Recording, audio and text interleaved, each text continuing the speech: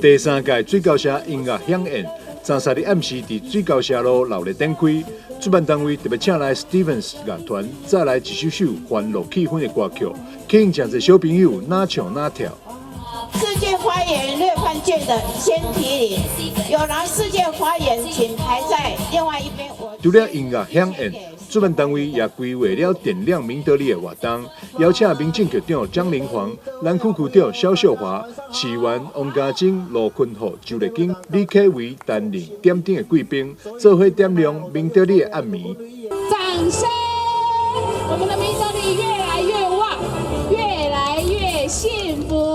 我们这个地方，你看，本来是建区，现在呢，已经高楼大厦一堆了，所以中间还有这个安全岛，你看像公园的安全岛，所以我们整个环境都非常的优美，可以带动地方。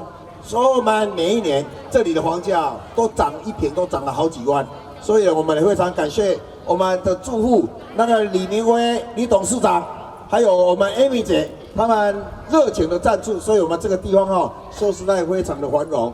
里长陈瑞华表示，点亮明德里以中华民国国旗蓝白红为色的主体，象征贯穿爱国爱家的文化精神。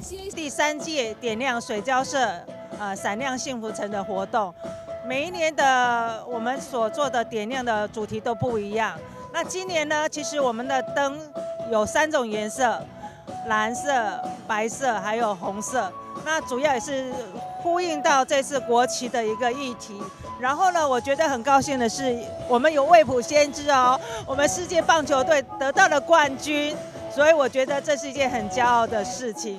所以呢，今天的主题完全就是呼应到青天白日满地红的一个意象来做一个设计。同款嘛是在地社区大号胜利之声广播电台董事长李明威也出钱出力，赞助玩具礼品，给小朋友摕回去厝。明德里社区发展协会以及世界花园社区金主委许惠美也准备了餐点以及棉花糖，给大小朋友有吃，阁有通耍。